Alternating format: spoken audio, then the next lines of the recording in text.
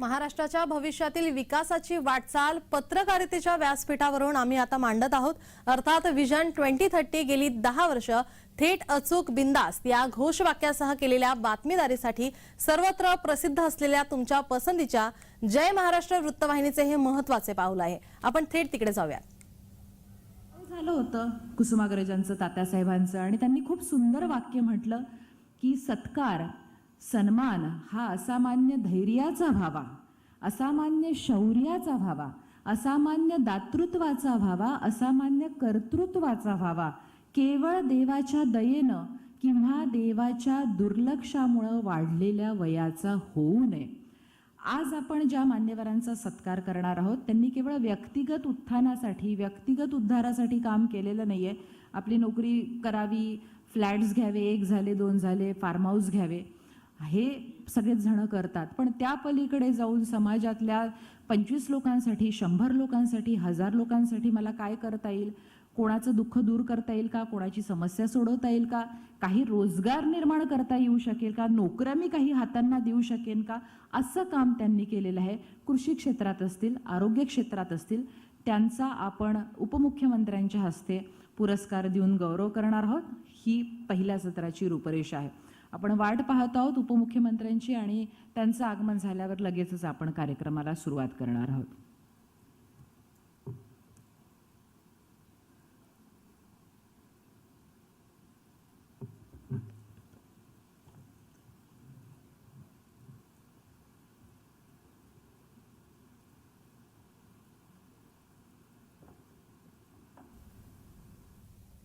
जय महाराष्ट्राची विजन 2030 परिषद ही या कार्यक्रमाला या ठिकाणी आता सुरुवात झालेली आहे। थोड्याच वेळात आता उपमुख्यमंत्री देवेंद्र फडणवीस या ठिकाणी उपस्थित राहतील आणि कार्यक्रमाला सुरुवात होणार आहे।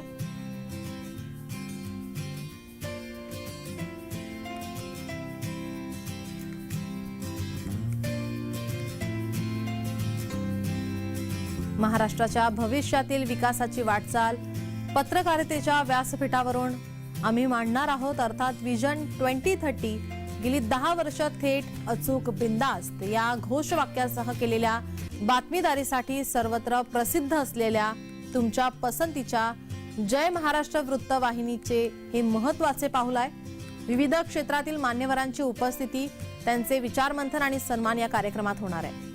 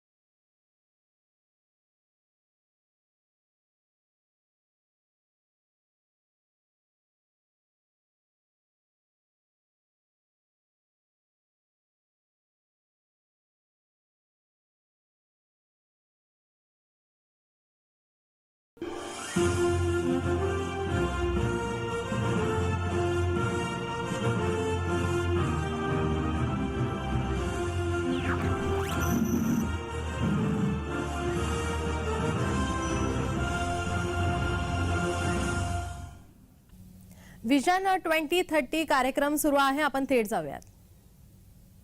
करायची, दुसऱ्याचे पाय कसे खेचायचे ह्या प्रयत्नात राहतात। जेव्हा तो माणूस बनतो ना, तेव्हा तो सगळ्यांना हात धरून वरती नेतो आणि त्या मार्गाने समाजाची खरी उन्नती होते। खूप सुंदर विचार खरं तर सरांनी सांगितलेले आहे की विकास हा केवळ पैशाने होऊन चालत नाही, तर तो माणुसकीच्या नात्याने सुद्धा व्हायला हवा. एक माणूस म्हणून आपण जास्त डेव्हलप होणं, जास्त विकसित होणं गरजेचं आहे. मी भूषणना विनंती करेन की तुम्ही पुढचा प्रश्न. धन्यवाद जान्हवी. जसं आता सरांनी सांगितलं की विकास म्हणजे काय, आपण इथून काही मान्यवरांच्या प्रतिक्रिया घेऊयात. मॅडम, आपलं नाव सांगाल आणि विकासाची व्याख्या आपल्या दृष्टीने नेमकी काय आहे हे आम्हाला सांगा. माझं नाव अमृता वसंतराव पवार आहे आणि मी ज्या भागात काम करते, मला असं वाटतं मी ग्रामीण भागात काम करते, तिथे विकासाची व्याख्या हीच आहे की हा जो दुजाभाव आहे रुरल आणि अर्बनमध्ये तो कमी व्हावा. तिथल्या लोकांना 8 मै पाणी मिळावं, स्वच्छ पाणी त्यांचाही अधिकार आहे, चांगले रस्ते त्यांचाही अधिकार आहे आणि 24 तास वीज ही त्यांचाही अधिकार आहे. तर विकास इथून पुढे जर विजन 2020 असेल तर ह्या विजन 2020 मध्ये सगळे नीतिमत्ती आपले सांभाळून आपण काय करू शकतो, तर आपण ह्या लोकांसाठी काहीतरी सकारात्मक देऊ, हाच माझ्या दृष्टीने विकास राहील. धन्यवाद. जान्हवी. अगदी खरं आहे. विकासाची प्रत्येकाची व्याख्या खरं तर खूप वेगवेगळी असते आणि मी सरांना विनंती करेन की तुम्ही कुठून आलात आणि तुमच्या भागात विकास कशा पद्धतीने साधला जातोय, तुम्ही काय सांगा. मी आबासाहेब पाटील, कोल्हापूरवरून. आज आपल्या व्हिजन 2030 मध्ये आज आम्ही या ठिकाणी आलेलो आहोत आणि आपण जो प्रश्न विचारला की आमच्या भागामध्ये कसा विकास चालू आहे, तर मी त्याच्या व्यतिरिक्त मी वेगळं सांगेल की देशाचा विकास कसा चालू आहे. की काही आता भारत जोडो यात्रा जशा सुरू झाल्या तसं आपल्या आदरणीय मोदीजी साहेबांनी भारत जोडो नाही तर भारत जोडण्याचं काम संपूर्ण देशभरामध्ये रस्ते असतील किंवा वेगवेगळ्या माध्यमातून केलं. तर आमचं जी संकल्पना आहे, जी माझ्या डोक्यात आहे, ती खऱ्या अर्थानं देशाची जर जडणघडण किंवा राज्याला जर पुढे न्यायचं असेल तर या देशामध्ये, या राज्यामध्ये की सगळ्यात महत्त्वाचं कृषी क्षेत्र विकासाकडे गेलं पाहिजे, शिक्षण क्षेत्र विकासाकडे गेलं पाहिजे, विद्यार्थ्यांचा विकास झाला पाहिजे, महिलांचा विकास झाला पाहिजे. आणि ज्या पद्धतीनं जगभरामध्ये मोठमोठ्या युनिव्हर्सिटीज आहेत किंवा एज्युकेशनल हब्स तयार झालेले आहेत, अशा पद्धतीनं या देशात सुद्धा की येत्या 2030 पर्यंत मोठ्या प्रमाणामध्ये जोपर्यंत आपल्या बुद्धिमत्तेची क्षमता आपण वाढवत नाही आणि एज्युकेशन वाढवत नाही तोपर्यंत आपल्याला विकासाकडे जाण्यासाठी केवळ रस्ते बनवले किंवा वेगवेगळ्या कंपन्या आणल्या किंवा आपल्याला रोजगार उपलब्ध झाला हे करून चालणार नाही. तर त्याच्या पलीकडे जाऊन की आपल्याला सगळ्या क्षेत्रामध्ये IT क्षेत्र असेल किंवा मेडिकल क्षेत्र असेल किंवा अनेक वेगवेगळे विभाग असतील, त्या विभागामध्ये मोठ्या प्रमाणामध्ये बदल करण्यात यावेत. आणि मी आदरणीय मोदी साहेब असतील किंवा राज्याचे मुख्यमंत्री असतील किंवा उपमुख्यमंत्री असतील, देवेंद्रजी फडणवीस साहेब असतील, हे नक्कीच या दिशेने वाटचाल करत आहेत आणि खऱ्या अर्थानं महाराष्ट्र घडवण्याचं काम देवेंद्र फडणवीस साहेब करतीलच. त्याच पद्धतीनं देशाचे पंतप्रधान आदरणीय मोदीजी साहेब सुद्धा या देशाला पुढे नेण्याचं नक्कीच काम करतील. नक्कीच. धन्यवाद. येस, आपण पुढे जाऊयात. अजून काही मान्यवर आहेत. आपलं नाव सांगाल, आपण कुठल्या भागात आलात आणि आपल्या दृष्टीने विकास म्हणजे काय. माझं नाव महेश बेद्रे आहे. मी बीडमधून आलो आहे.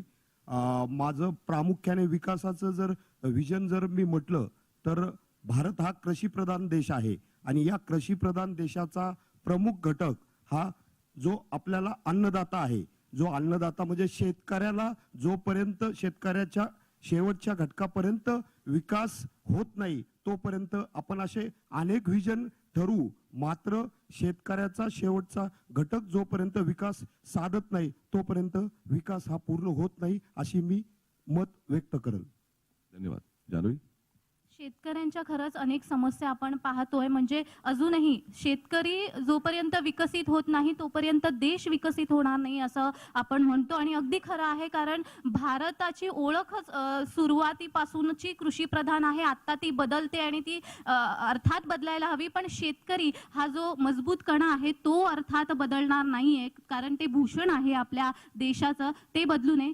सर, मी तुम्हाला विनंती करेन, तुमची ओळख, तुम्ही कोणत्या भागातून आला आणि तुमची विकासाची व्याख्या. मी पुरुषोत्तम केशवराव धोंडगे, नांदेड जिल्हा, कंधार लोहा भागामधून मी आलोय. खऱ्या अर्थाने विकास, या विकासामध्ये मला असं वाटतं की जोपर्यंत शैक्षणिक क्रांती होणार नाही, जी दुरी श्रीमंत आणि गरिबीमधल्या शिक्षणाची आहे, ती जोपर्यंत दूर होणार नाही, आणि प्रत्येकाला शिक्षणाचा अधिकार आहेच, पण ते शिक्षण त्या दर्जाचं ग्रामीण भागातल्या तळागाळातल्या गोरगरिबांच्या लेकराला जोपर्यंत मिळणार नाही, तोपर्यंत खऱ्या अर्थानं आपण विकास साधू शकणार नाही. आणि त्याचबरोबर ज्याला आपण शेतकऱ्यांना आपण आपला अन्नदाता म्हणतो, पोशिंदा म्हणतो, त्याला सुद्धा न्याय प्रत्येक ठिकाणी मिळाला पाहिजे. त्याच्या मालाला हमीभाव दिला पाहिजे. ज्यांनी आपल्याला जीव घालतात त्यांना मागण्याची वेळ आली नाही पाहिजे. या दृष्टिकोनातून जर आपण प्रयत्न केला तर निश्चित विकास हा साधला जाऊ शकतो. विकास हा बिल्डिंगमुळे होत नाही, तर विकास तळागाळातल्या नाहिरेवाल्याला त्यांचा हक्क दिल्यामुळं विकास होतो, असं मला वाटतं. धन्यवाद. अजून काही मान्यवर आहेत? सर, आपलं नाव सांगा, आपण कुठून आलाय आणि आपली विकासाची व्याख्या. निलेश भगवान सांबरे, मी पालघरवरनं आलेलो आहे. माझ्या दृष्टीने विकास हा शिक्षणाचा विकास झाला पाहिजे. प्रत्येक विद्यार्थ्याला शिक्षण हे मिळालंच पाहिजे. ज्याप्रमाणे आपण श्रीमंत लोक आरोग्य सुविधा घेतो, त्याप्रमाणे या राज्यातील शेवटच्या माणसालाही आरोग्य सुविधा मिळाली पाहिजे. त्याचबरोबर विकास हा एकट्या माणसाचा होऊन चालणार नाही, तर समाजातील प्रत्येकाचा विकास, आर्थिक विकासही झाला पाहिजे. त्यालाही हाताला काम मिळालं पाहिजे, व्यवसायाला काम मिळालं पाहिजे, व्यवसायाला गती मिळाली पाहिजे. जेव्हा आपण निव्वळ 4 लोक श्रीमंत जगाच्या यादीमध्ये बघून देश आपला पुढे नाही जाणार, तर आपल्या राज्यातील 12.5 कोटी जी जनता आहेत त्या प्रत्येकाच्या हाताला काम मिळालं पाहिजे, प्रत्येकाला उत्तम शिक्षण मिळालं पाहिजे. अगदी आई वडील नसलेला मुलगाही चांगल्या प्रकारे त्याला अपेक्षित असलेलं शिक्षण व्यवस्था उपलब्ध झाली पाहिजे. आरोग्य व्यवस्था, ज्यांना मूळबाल नाही त्याही आईबाबांना चांगली आरोग्य व्यवस्था उपलब्ध झाली पाहिजे. तेव्हाच आपला विकास झाला पाहिजे. जसं मगाशी साहेब बोलले का संस्कृती आपली राहिली पाहिजे, आपले संस्कार राहिले पाहिजेत, प्रत्येकाचे जिवंत राहिले पाहिजेत. आणि दुसरी गोष्ट, आता आपण प्रभुरामाचं मंदिर झालं आपल्याकडे. प्रत्येक महाराष्ट्रीयन माणसांनी दिलेला शब्द, मग राजकारणी राहू दे, अधिकारी राहू दे, नागरिक राहू दे, आपण पाळला तर नक्कीच आपला विकास होईल, आपल्याकडे रामराज्य येईल असं मला वाटतं. अगदीच खरंच रामराज्य येईल. विकासाच्या व्याख्येमध्ये आपण बघितलं, इथे अनेक मान्यवरांनी बोललेत, शेतकऱ्यांचा विकास व्हायला हवा, शिक्षणाच्या दृष्टीने विकास व्हायला हवा. इथे काही महिला मान्यवर देखील आहेत आपल्यासोबत आणि मी त्यांना स्पेशली विचारेन, मॅडम मी तुम्हाला विचारेन की महिलांचं विकासामध्ये काय भूमिका असली पाहिजे, कारण आता आपण म्हणतोय की समान नागरी कायदा आला पाहिजे, म्हणजे स्त्री पुरुष समानता ही चालत आलेली आहे, पण अशी किती ठिकाणे आहेत की अजूनही तिथे स्त्रियांना कमी लेखलं जातं म्हणा, किंवा जे काही मान सन्मान म्हणण्यापेक्षा बरोबरीची वागणूक ती अजूनही मिळत नाही. तर तुमची या संदर्भातली भूमिका काय असेल, तुमची ओळख आणि तुम्ही कोणत्या भागातून आलात आणि या संदर्भात तुम्ही काय सांगा? नमस्कार, माझं नाव गौरी कुलकर्णी. मी पुण्याहून निलया एज्युकेशन ग्रुपमधनं आली आहे. महिलांचा प्रश्न जर म्हटला तर ऑफकोर्स आपण स्वतःला कमी समजण्यात अर्थ नाही आहे. साक्षात देवीचा अंश आपल्या प्रत्येकामध्ये असतोच. आणि विशेषतः ज्यावेळी बायका केअरिंग असतात, कंपॅशनेट असतात, त्यावेळी त्यांच्या हातामध्ये खरी पॉवर असते समाज घडवण्याची. जे समाजातले महत्त्वाचे रोल आहेत, शिक्षिकेचा रोल असेल, डॉक्टरचा रोल असेल किंवा आध्यात्मिक गुरुचा रोल असेल, असे महत्त्वाचे रोल हे महिलांनी खूप सुंदर पद्धतीने निभावले पाहिजेत. That's what I feel. कारण किती काही झालं तरी शिक्षण म्हणजे ज्ञान, त्यानंतर आरोग्य आणि स्थितप्रज्ञता स्वभावातली, या 3 गोष्टी म्हणजे सगळ्यात महत्त्वाचे असेट्स असतात प्रत्येक व्यक्तीचे. आणि हे 3 असेट्स ज्यावेळी प्रत्येक व्यक्तीचे इंडिव्हिज्युअल लेवलला वाढत जातात, त्यावेळी आपोआपच ती व्यक्तीही ग्रो होते आणि पर्यायाने समाजही ग्रो होतो. सो समाजाचा विकास व्हायचा असेल तर महिलांनी स्वतःचं एक्सपर्टीज असलेल्या या क्षेत्रांमध्ये जास्तीत जास्त कार्य करायला हवं, हिरिरीने पुढे यायला हवं आणि स्वतःसोबतच सगळ्यांना ग्रो करायला मदत करायला हवी. धन्यवाद. अजून काही मान्यवर आहेत? सर, आपलं नाव सांगाल आणि आपण कुठनं आलात? आपल्याला विकास म्हणजे नेमकं काय वाटतं? मी अहमदनगर नगर जिल्ह्याचा माजी आमदार आणि जिल्हा बँकेचा चेअरमन. तर विकास म्हणजे एकच विकास होणं महत्त्वाचं आहे का मी ग्रामीण भागाचा लोकप्रतिनिधी. मला शेतकऱ्याला कायमस्वरूपी हमी भाव मिळाला पाहिजे ही मोठी अपेक्षा, आणि शेतकऱ्याला वीज पाणी हे शेतकऱ्याला मिळालं तरच देश सदन होऊ शकतो अशी माझी अपेक्षा आहे. ठीक. अनवी. मी सरांना विचारेन, तुमची विकासाची व्याख्या काय आहे? आधी सर्वप्रथम तुमची ओळख, तुम्ही कुठून आलात आणि तुमची विकासाची व्याख्या काय? मी माजी खासदार विजय नवल पाटील, 20 वर्षे देशाच्या राजकारणात होतो आणि जे मला आज वाटतं, आज संजय गांधी जिवंत राहिले असते तर देशाचं स्थिती पलटली असते. त्याचं कारण असं आहे की जेवढा आम्ही विकास करतो त्याच्यापेक्षा लोकसंख्या जास्ती वेगाने वाढते आहे. महाराष्ट्रात देखील ग्रामीण विकास मंत्री के.एम. पाटील यांनी एक बिल आणलं होतं की दोघांच्या वर तिसरा नको, आणि त्यांना समाजामध्ये सुद्धा तुम्हाला ज्या डेव्हलपमेंटच्या आणि अनुदानाच्या स्कीम करायच्या असतील तर ज्यांना कमी मुलं असतील त्यांना पहिलं प्राधान्य, कारण सर्वांना आपण अनुदान देऊ शकत नाही. तर जो काही विकास होतोय मोदीजींचं त्यांनी सांगितलं सगळा काही विकास होतो, तर आम्ही त्याच्यामध्ये तो जास्तीत जास्त प्रमाणामध्ये आणि इतर समस्यासुद्धा, पोल्युशन असेल, रोड ॲक्सिडेंट्स असतील, क्राउडिंग असेल, सगळ्या गोष्टी त्याच्यामध्ये या जिरून जातात. दुसरी गोष्ट आहे की आमच्याकडे आता कॉम्प्युटर युग आलं तरी सुद्धा डेव्हलपमेंटचा अलोकेशन आणि ॲडमिनिस्ट्रेटिव्ह खर्च याची फार मोठी तफावत आहे. ब्रिटिशांच्या काळामध्ये 19% 100पैकी 19 रुपये खर्चाला ॲडमिनिस्ट्रेशनला खर्च झाला, तरीसुद्धा तो जास्त झाला असं म्हणलं जायचं. पण इथं आमच्या काही कॉर्पोरेशन्स आहेत, म्युन्सिपाल्टी आहेत, त्यांचा 70% 80% ॲडमिनिस्ट्रेशनवर खर्च होतो. विकासामध्ये येणार कुठून पैसा? मी पक्षावर किंवा याच्यावर बोलत नाही, पण आम्हाला सेल्फ डिसिप्लिन लावून घेण्याची गरज आहे आणि आमचे जे रिसोर्सेस आहेत त्याचा सुद्धा आम्ही वापर केला पाहिजे. जगाच्या पाठीवर निसर्ग ऊर्जेचा उपयोग 30-40 वर्षापूर्वी सुरू झाला आणि भारत हे सर्वात सोलरच्या दृष्टीने नशीबवान देश आहे. याचं जास्तीत जास्त सूर्यप्रकाश पडतो, पण आम्ही त्याचा उपयोग करून घेऊ शकत नाही. उद्या जाऊन ही वीज स्टोअर करून सुद्धा आम्ही बाहेर जगाला विकू शकतो, एवढी आमच्याजवळ ताकद आहे. पण आम्ही त्याच्यामध्ये महाराष्ट्र मागे आहे, गुजरात पुढे आहे. ह्या काही गोष्टी ज्या आहेत त्या तरुणांनी त्याच्यामध्ये लक्ष घातलं पाहिजे. आता आम्ही 83-84 वर्षाचे झालं, आमच्याकडनं काही फार अपेक्षा करायची आवश्यकता तुम्ही वाटत नाही पण अजिबात, म्हणजे खरंच प्रेरणा घ्यायला पाहिजे, टाळ्या व्हायला पाहिजे सरांसाठी. मॅडम, 85 वर्षाचा मनुष्य देश चालू शकतो, द गॉल फ्रान्स चालू शकतो. तुम्ही तुमच्या सवयी चांगल्या ठेवल्या, अगदी खरंय, अगदी खरंय, स्वतःच्या आयुष्याची पहिल्यांदी काळजी घ्यायची आणि मग इतरांची काळजी घ्यायची. अगदी खरंय. आणि तुम्ही सर खूप महत्त्वाचे मुद्दे मांडले, एस्पेशली लोकसंख्या नियंत्रणाचा. आणि मला जसं तुम्ही संजय गांधी यांची आठवण काढली, मला आज रधो कर्व्यांचं इथे नाव घ्यावंसं वाटतं. आपल्यातल्या किती जणांना ते नाव माहिती असेल कदाचित किंवा नसेल, पण धोंडो केशव कर्वे भारतातलं पहिलं महिला विद्यापीठाची स्थापना महाराष्ट्रात करणारे, त्यांचे चिरंजीव सुपुत्र रघुनाथ धोंडो कर्वे यांनी स्वातंत्र्यपूर्व काळामध्ये ही गोष्ट अधोरेखित केली होती की जर लोकसंख्येचं नियंत्रण केलं नाही तर वाढत्या विकासाची फळं ही लोकसंख्या खाऊन टाकेल, आणि म्हणून लोकसंख्या नियंत्रण हा अत्यंत गरजेचा भाग आहे. आणि त्यावेळेला त्यांनी समाज स्वास्थ्य हे मासिक काढलं होतं. लक्षात घ्या, संतती नियमन, लैंगिक शिक्षण हे आजही बोलताना टॅब्यूज आहे आपल्या मनामध्ये.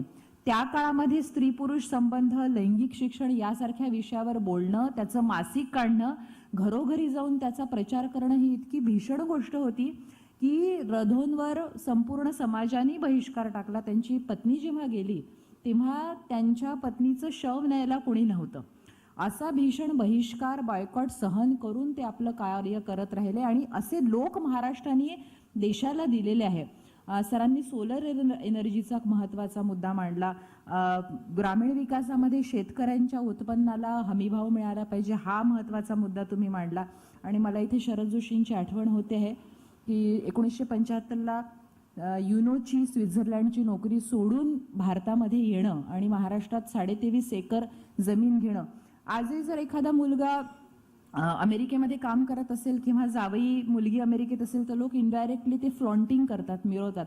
आमची मुलगी ना स्टेट्सला आहे. हो, त्या काळात 75 साली युनोची नोकरी सोडून स्वित्झर्लंडहून हा माणूस आला आणि 23.5 एकर जमीन घेतली. आणि प्रश्न तोच होता सर की 1 किलो लोखंडाचं अर्धा ग्रॅम सुद्धा लोखंड वाढवू न शकणारा कारखानदार इतका श्रीमंत कसा? आणि एका दाण्याचे लाखो दाणे करणारा शेतकरी गरीब कसा. मध्ये तुम्ही पुणा किंवा हे मुंबई असं तुम्ही धरून चालता, ते नाही आहे. आज महाराष्ट्रात बघितलं तर शैक्षणिक म्हणजे कोल्हापूर असू दे, सांगली असू दे, सातारा असू दे, ज्या ठिकाणी स्किल्ड जे मॅन पॉवर लागते ती प्रचंड मोठ्या प्रमाणात आहेत. ह्या भागात कॉलेजेस झाले, सगळे टेक्निकल इन्स्टिट्यूट आहेत, सगळं आहे. त्या ठिकाणी मोठ्या प्रमाणात स्किल तुम्हाला मॅन पॉवर मिळते. मग पुणा किंवा मुंबईमध्ये जे काही क्राऊडेड आहे तर ते जर का खालच्या बाजूला जर पसरत गेलं, सांगली, सातारा, कोल्हापूर नैसर्गिकदृष्ट्या पाण्याच्या दृष्टीनं बघितलं तर सर्व बाजूनं ते संपन्न आहे. तो जर आपण जर वर करत गेलो तर तो देखील एक विकासाचा एक चांगला समतोल केल्याचा एक फायदा राज्याला देखील होईल. त्याचबरोबर जे पश्चिम महाराष्ट्रात ज्या गोष्टी आहेत, पाण्यासकट जे मी म्हणणार, जे मराठवाड्याला जायला पाहिजे त्या ठिकाणी व्हायला पाहिजे, त्यांची गरिबी दूर व्हायला पाहिजे, असा जर जे काही समतोलता साधली तर मग मात्र हे सर्व मला वाटतं की एक सर्वांगीण विकास असा एक आहे. सरकार त्याबद्दल काय म्हणते बघूया. धन्यवाद सर, सर्वांचेच विचार ऐकून खूप आनंद वाटला. नक्कीच आगमन होत आहे सभागृहामध्ये महाराष्ट्राचं लाडकं नेतृत्व आणि उपमुख्यमंत्री श्री देवेंद्रजी फडणवीस यांचं. आणि त्यांचं सभागृहात आगमन झाल्यावर सगळ्या मान्यवरांना ही नम्र विनंती आहे की आपण त्यांचं उभं राहून स्वागत करणार आहोत. महाराष्ट्राचे उपमुख्यमंत्री श्री देवेंद्रजी फडणवीस खास या कार्यक्रमासाठी जय महाराष्ट्र आयोजित व्हिजन 2030 पॉवर्ड बाय महाराष्ट्र राज्य रस्ते विकास महामंडळ, associate sponsorship Mahaurja, CIDCO, Rajshree lottery, special partner Mumbai महानगर प्रदेश विकास प्राधिकरण आणि ग्रीन सोल्युशन्स या कार्यक्रमामध्ये मी वसुंधरा काशीकर तुम्हा सगळ्याचं पुन्हा एकदा मनपूर्वक स्वागत करते. आणि देवेंद्रजी पुढच्या काही मिनिटांमध्ये इथे पोहोचतील, कोणत्याही क्षणी ते इथे येऊ शकतात. या कार्यक्रमासाठी ते आज खास उपस्थित राहतात आहे. आणि त्यांचं सुद्धा महाराष्ट्र 2030चा 2030चा कसा असेल, कसा असावा या संदर्भामध्ये आपण मत किंवा व्हिजन समजून घेणार आहोत आणि काय त्यांच्या मनामध्ये आहे, कुठल्या